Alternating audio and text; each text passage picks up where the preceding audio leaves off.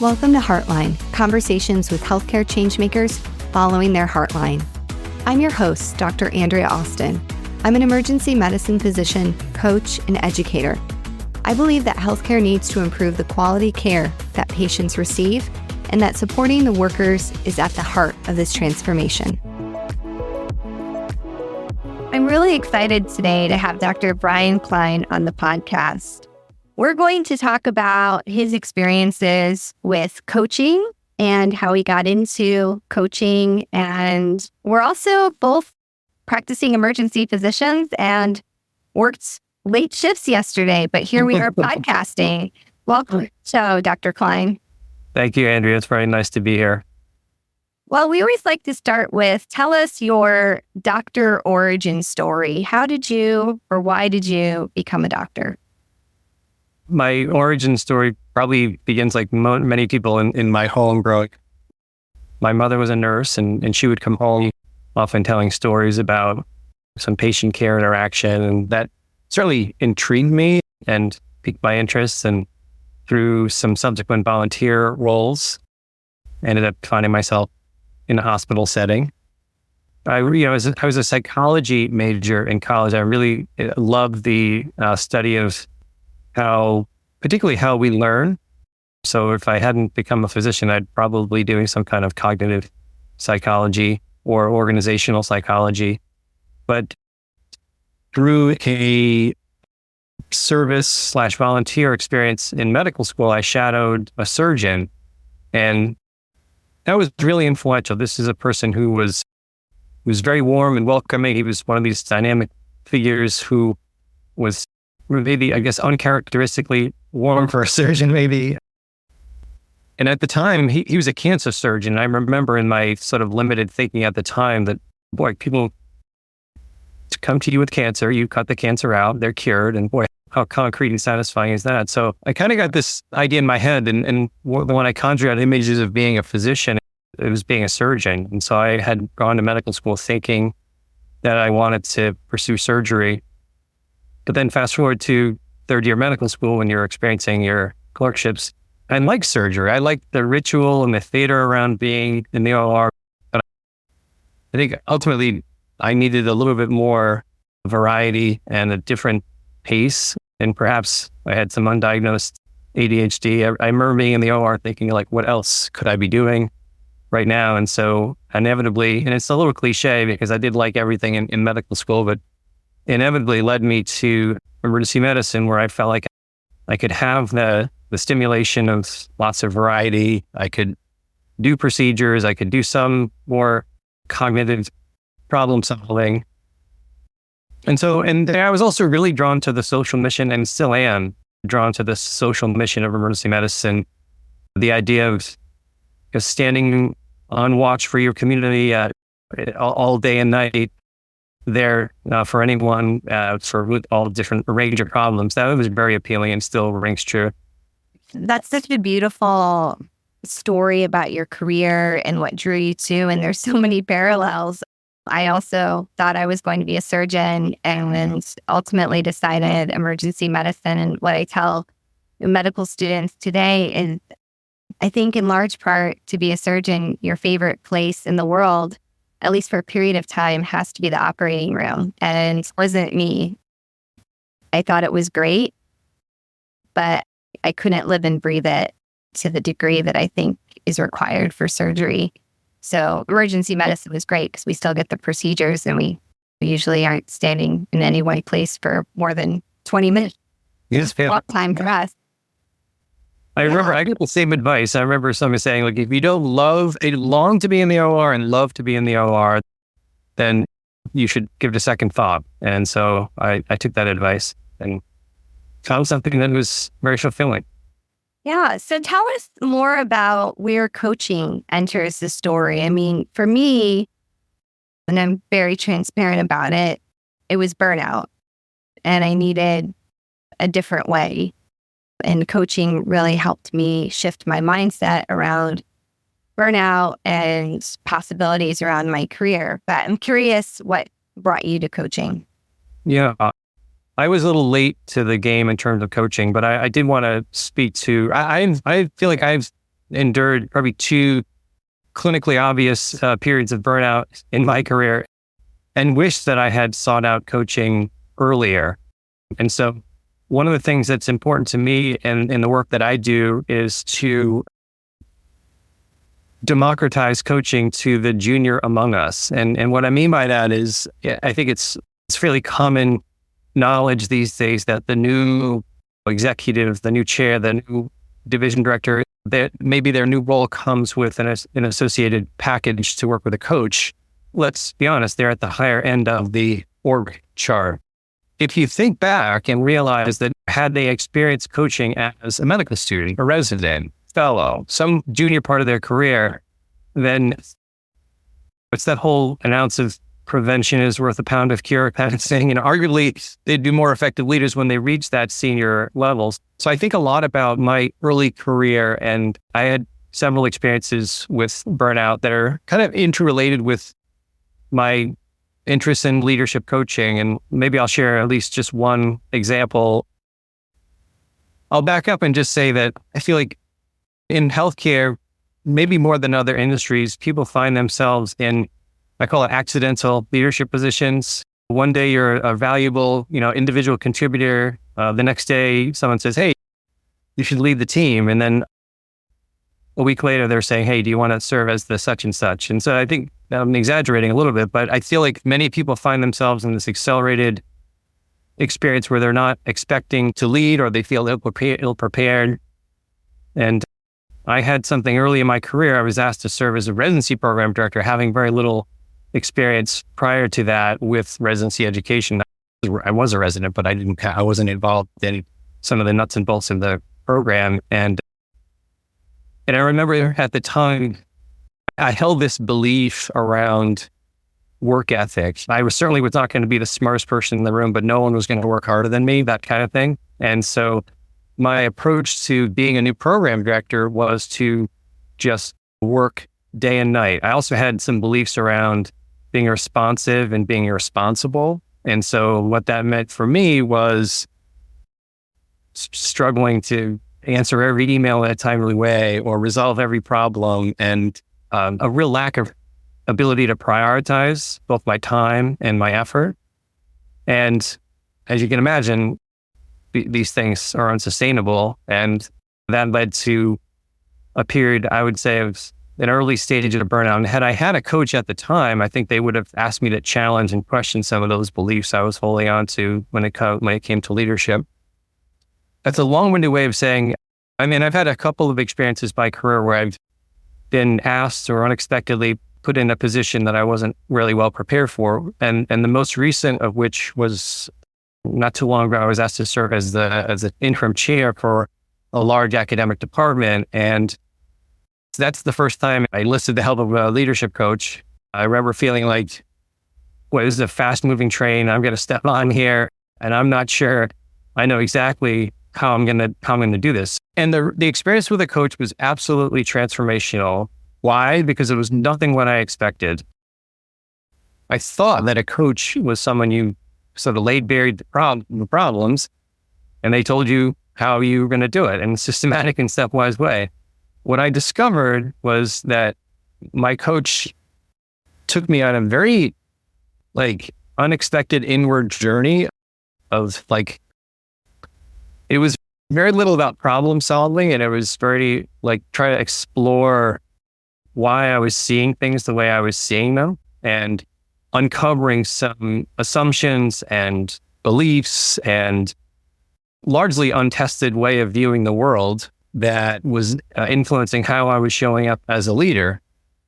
And you've gone through some coaching, as have many of your listeners, and you're serving to be a coach. And so you realize these are conversations that you don't often have in the workplace or many other people around values and purpose and self-limiting beliefs and your inner critic. And I remember just my coach, she'd ask me questions like, how is that belief serving you? Or how bad does it have to get before you make a change, or things like this? And the kinds of provocative, I would say, and challenging questions that really spark some personal insight. So I found the whole thing incredibly powerful, to the point at which I said, well, clearly she's using some method and some skills on me. I didn't know what she was doing, but there's a coaching methodology, and I wanted to learn some of these skills in service of the people that I was, working for and with and beside, and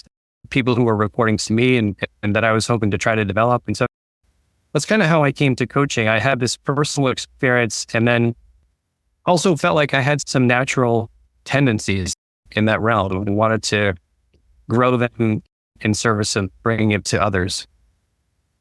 I love that story. That is just so beautiful and such a great summary of the power of coaching. And I think for many of us that are intellectually curious and maybe gravitated towards psychology at another point in our careers, it really lights us up, because it's kind of like once you see like the coaching perspective, it's like you can't unsee it. And then you're like, but why isn't everyone doing this? Like, I want my ER to be like Ted Lasso. Yeah. Or people feel empowered and they're unbeknownst. There's no command and control process here. Yeah, exactly. So tell us more about the ACT Leadership Performance Coaching Certificate Program and how ACT, is that an arrangement with Brown where you're located, or can you tell us more about that? Yes. Part of the work that I do is I'm a trainer for an organization called ACT Leadership. ACT stands for Awareness, Choice, Transformation. And it's a leadership coaching and leadership development corporation. They have a partnership with Brown University School for Professional Studies, and they offer several different open enrollment programs, one of which is a full coaching certification program. It's called the Leadership and Performance Certification Program. And then there's a shorter course called the Leader as Coach. They also offer team coaching training programs and advanced sort of next level coaching programs through Brown School for Professional Studies. I went back and did my training with ACT through Brown several years ago, and I've since been serving as a trainer for them for the Leader as Coach program. That's awesome. And I think for some people, this idea of coaching is still, I mean, honestly, woo-woo. It just sounds kind of weird, but my take on it, and then I kind of want to hear your thought, is like coaching just makes sense. Like, it's the same concepts of a team, professional team. A lot of us have been watching the Olympics. We're recording this in August. And the athletes have multiple coaches. We all want to be better. And medicine's constantly changing. And there's so many different challenges happening as a society. And all of that affects healthcare, and healthcare affects society. So it makes sense to me that having coaches strategically placed throughout an organization, or if you could speak to, maybe you're not going to get your coach certification, but starting to learn some of the coaching-informed leadership strategies really transform our organization. And the last thing I'll say, and I turn it back over to you, is what I really think is at the crux of all of this is all of us are asking for healthcare to change. And after screaming into the void for many years and saying the system needs to change, well, the system is us. It's not Wizard of Oz that there's somebody behind the curtain that if we replace that person, it's going to be great. The system is actually us. And for me, I think coaching is analogous to hopping in the fast pass lane to really speed up your personal development, which then impacts your team, which then impacts the organization. I couldn't agree more. I wanted to, your comment about essentially everyone should have a coach. I'm reminded of it's an older piece now, but Atul Gawande's article in the New Yorker when he enlisted the help of a coach to observe him in the operating room.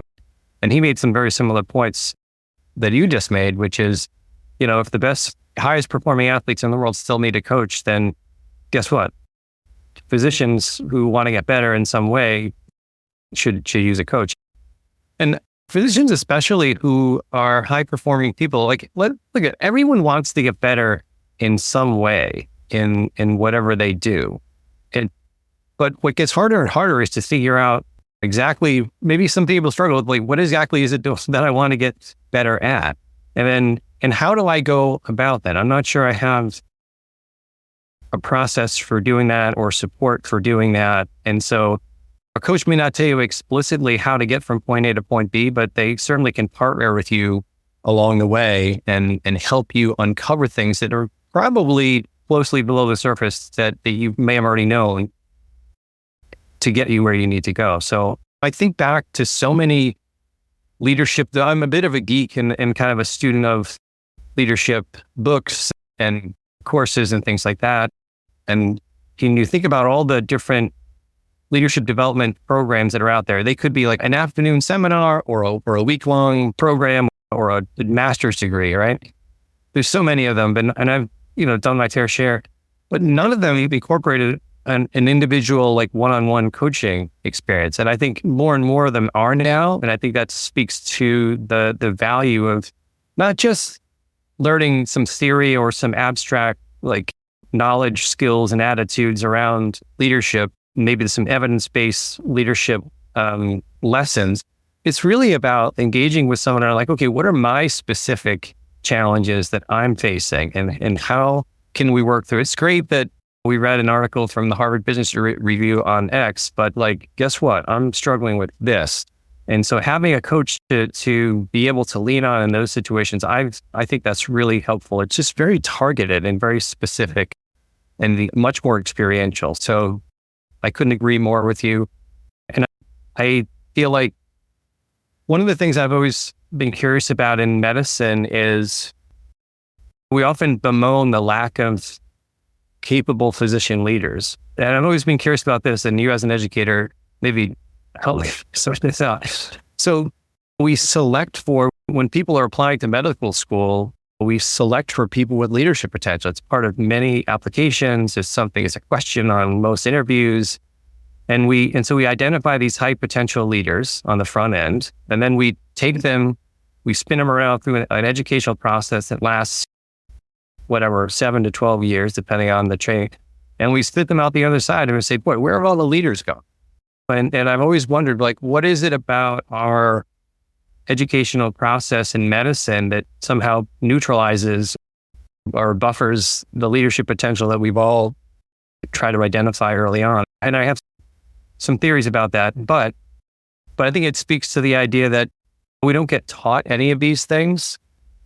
I mentioned before about being put into situations where suddenly you're asked to lead, and in healthcare, when you think about like what gets someone identified for a leadership position, oftentimes it's like they are really good at they're really good clinically, or they can perform a procedure really well, or they've published a lot of papers, or they have some academic achievement. The currency of leadership potential is like expertise, and it doesn't always translate well into leading people. I think the reason for healthcare needing so many coaches is, burnout is kind of its own huge entity, and I think that it overlaps so many things. But just in sheer terms of like trying to cultivate future leaders in healthcare, I think we need to be doing something much more explicit in all of our curriculum, and then obviously supporting it throughout with leadership coaching. Yeah.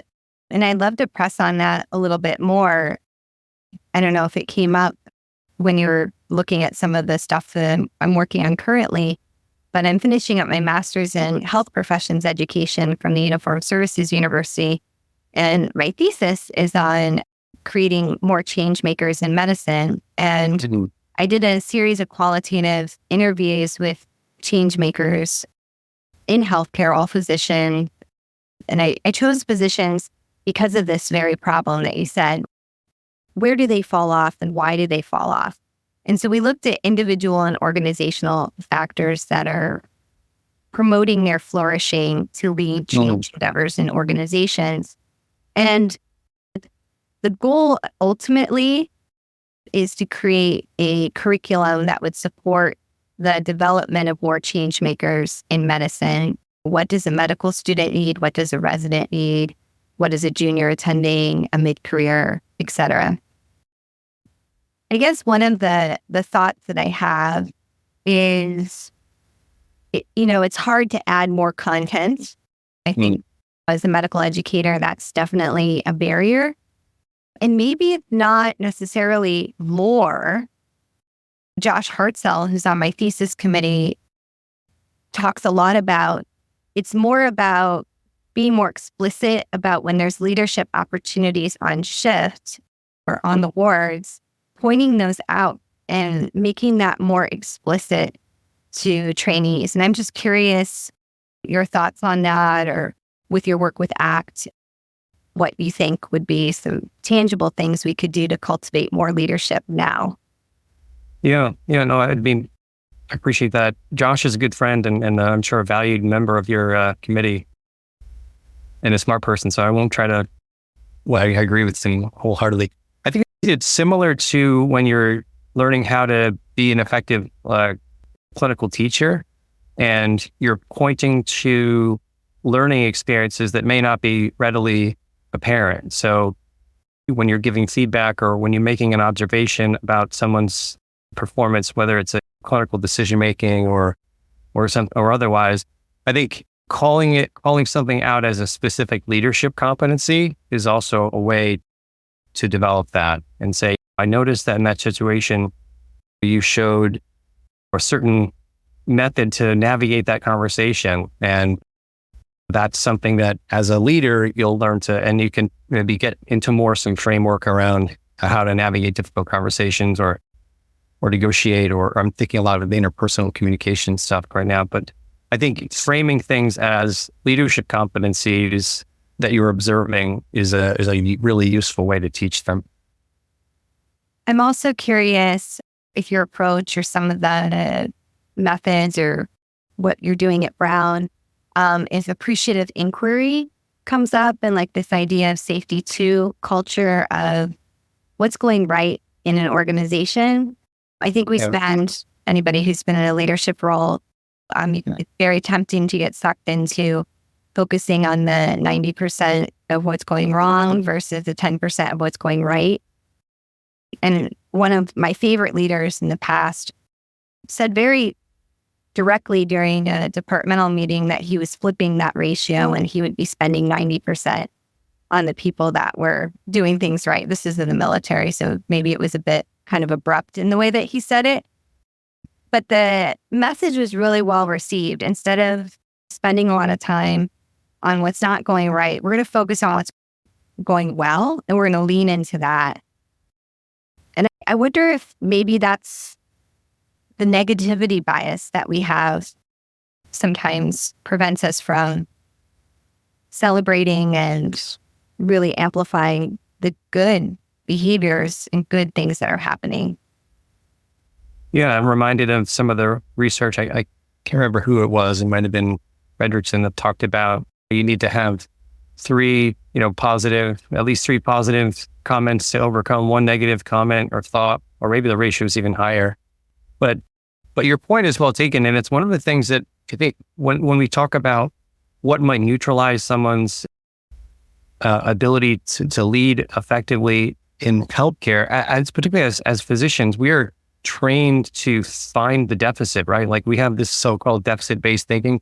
Like we're really good at pointing out what's wrong as opposed to what's possible.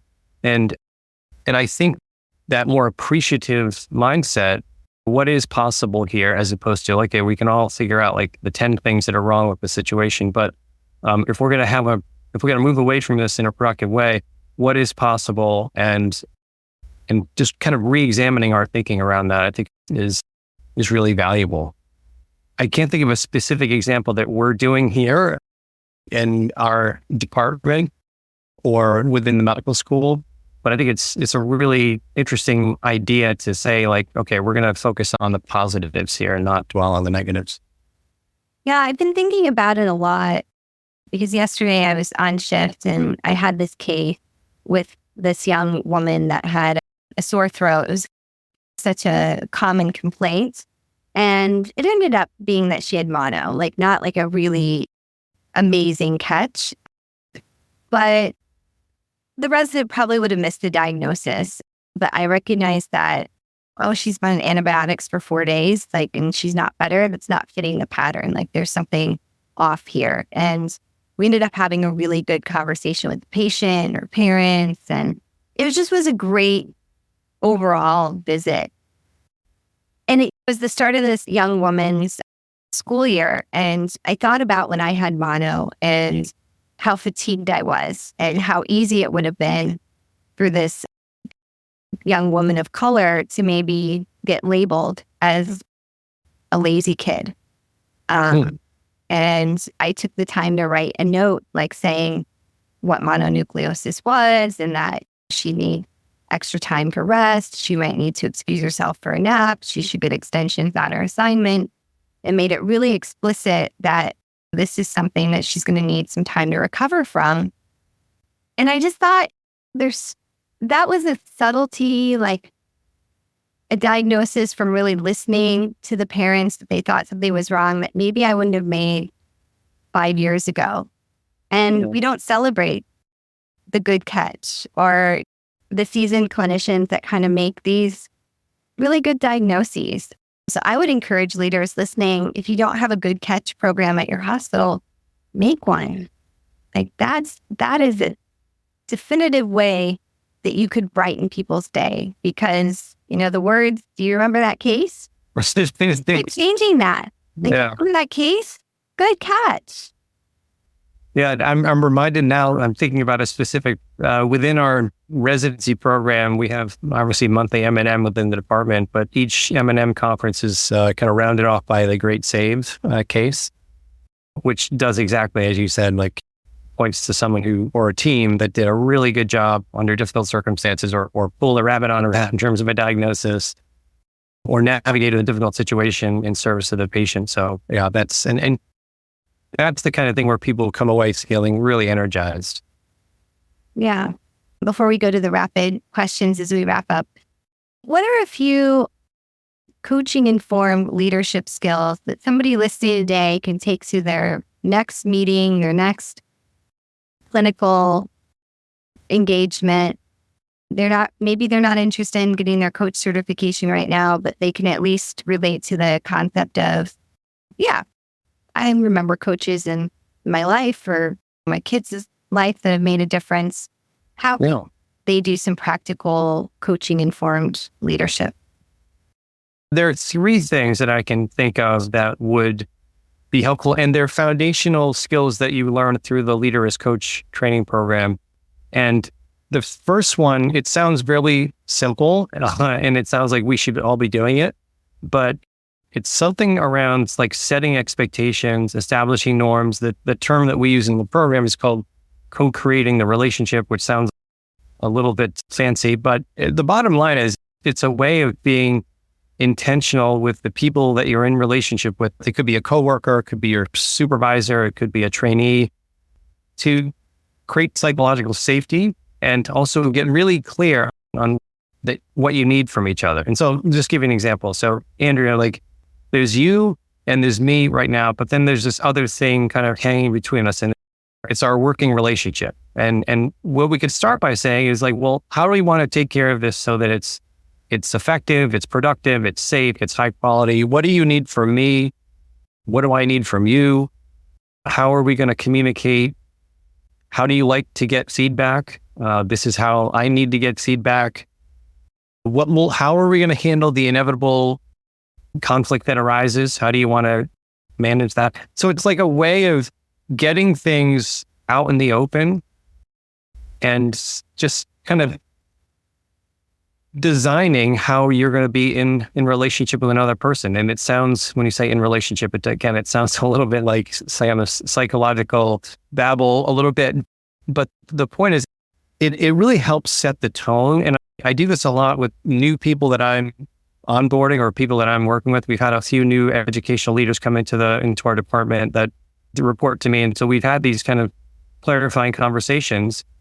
And I think it's just really helpful when you think about when people are disengaged or really challenged by their workplace, I feel like one of the top reasons is they have unclear expectations or unspoken or assumptions. And this really kind of does away with that. It's like, okay, this is what we expect. And these are the consequences when we don't abide by our agreements here. And so it's that kind of thing that I feel like is really helpful. And if your listeners are sitting there thinking, well, geez, who can I use this with? I mean, any team that you're on, any relationship that you're in, God, if we could bring this home to all of our personal lives and have the kind of open conversation about like, what do you need from me? What do I need from you? It does mitigate a lot of problems down the line. And again, it creates that container that you're operating in that's going to be safe. That's one tool. And even if you've been working with someone for a long time, one of my mentors is fond of mentioning that if you consider every relationship you have as like a living, breathing thing, well, guess what? Every organism makes waste of some kind, and sometimes you got to kind of take out the trash. So if there's a relationship you're in or a person that you feel like you need to take the trash out with, this is an example of how you might try to reset things. It really can be done in any time with any person that you're working with. Totally. And I think the biggest insight for me this year is I just finished reading Stephanie Fu's book, What My Bones Know, which is about her experience with complex PTSD. And she talks about this concept of the rupture and the repair. So conflict is inevitable.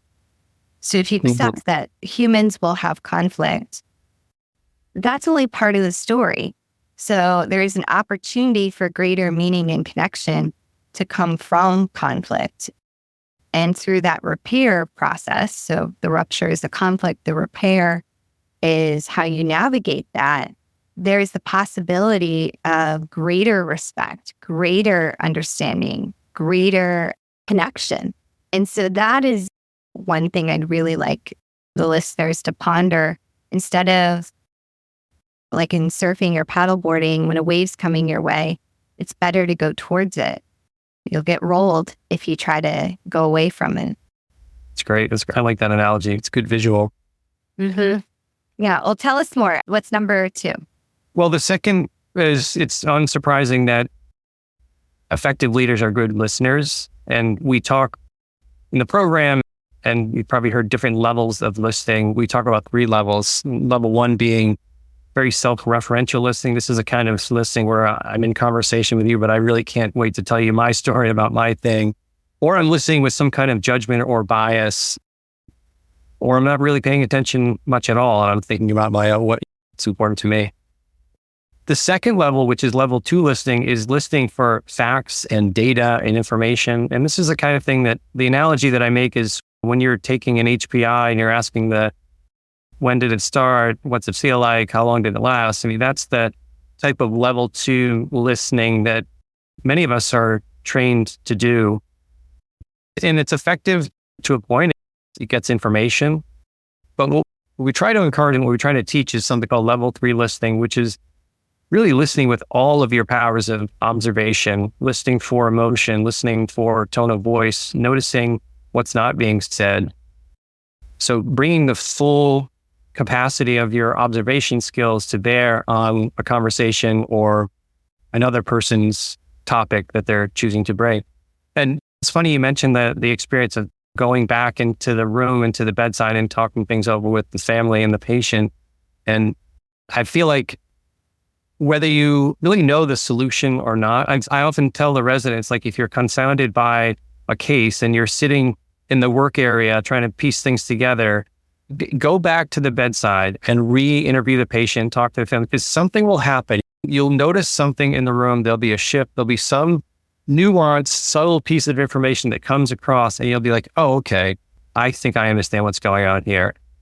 And you probably had that experience as well, where something kind of falls together because you've listened in a different way.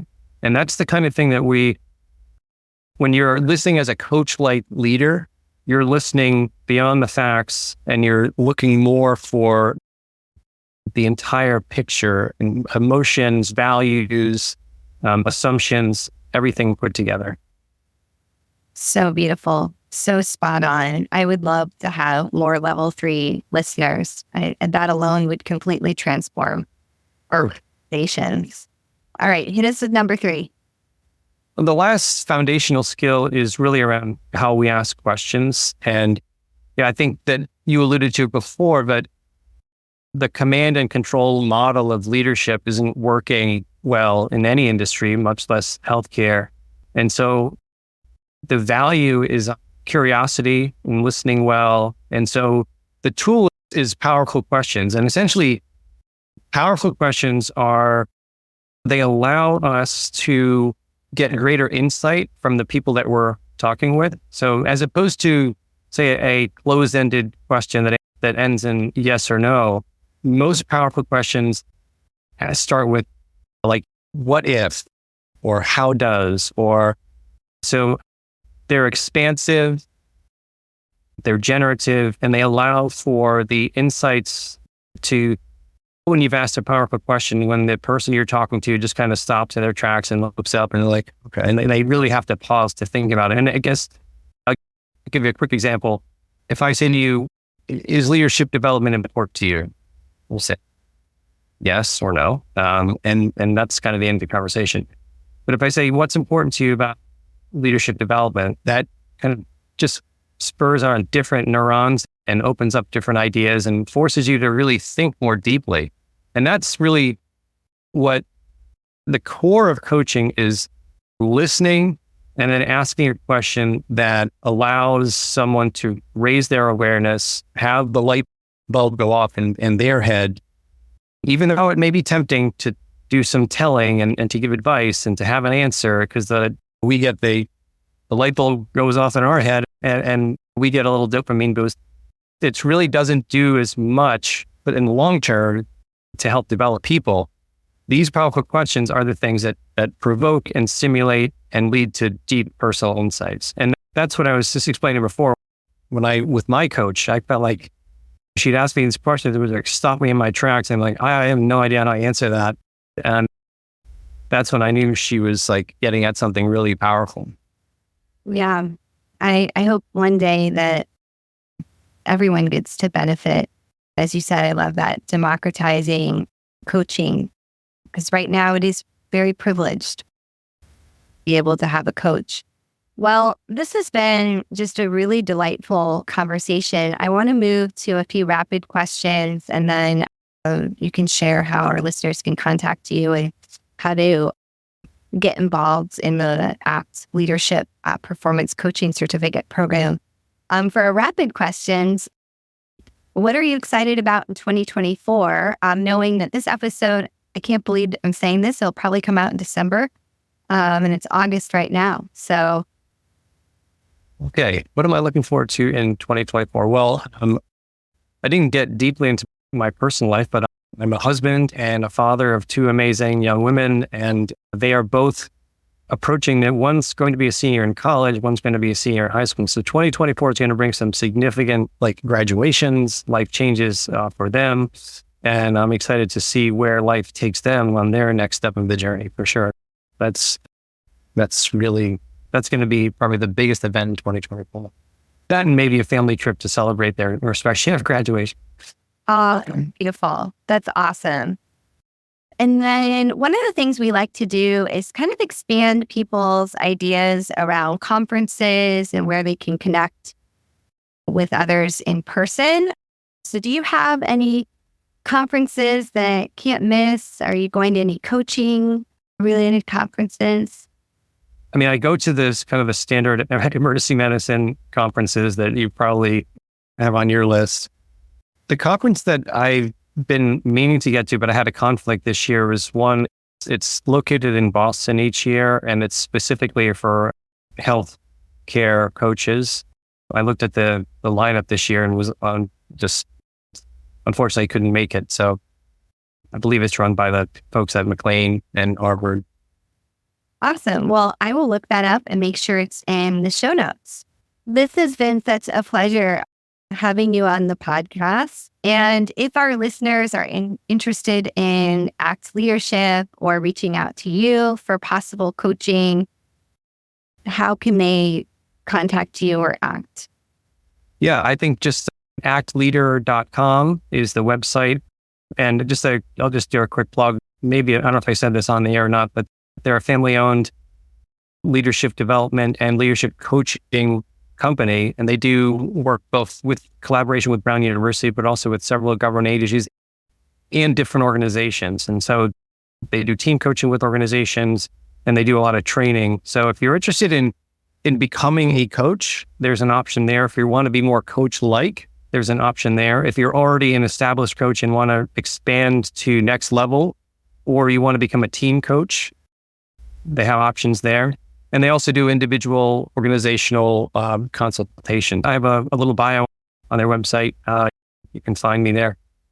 Awesome. Well, thank you so much, Dr. Clyne, for everything that you're doing to transform leadership and the greater healthcare systems. I really appreciate it. Well, thank you for the work that you're doing. Your podcast is reaching a lot of people and having a broad impact. So thank you. Thanks for listening to Heartline, conversations with healthcare changemakers following their heartlines. I'd so appreciate it if you could take a quick moment and hit the like button and also the subscribe button that you'll find within your podcast app or platform that you're listening on. It also really helps if you can leave a review. I would certainly appreciate a 5-star review and a few comments about what you liked about this podcast. Don't forget, you can also forward this to people in your network. People love getting new podcasts and changing up what they're listening to. So sending a podcast to a friend or colleague, or even to start a conversation about a change that needs to happen in your organization, is a great way to be a change maker. This podcast represents the views of the host and guests. It does not represent the views of any entity we work for or with. It is also for informational use only and does not replace any professional advice, including medical or psychological. If you are interested in unlocking your true potential, reach out to me. If you're an organization interested in supporting the well-being of your people, I'd love to connect on innovative solutions. Schedule a strategy session at AndreaAustinMD.com. Sound editing services are provided by Better Podcasting Services, and you can find their website at betterpodcastingservices.com. And I'd also like to thank our future Dr. Caitlin Din, who is the production assistant for this podcast.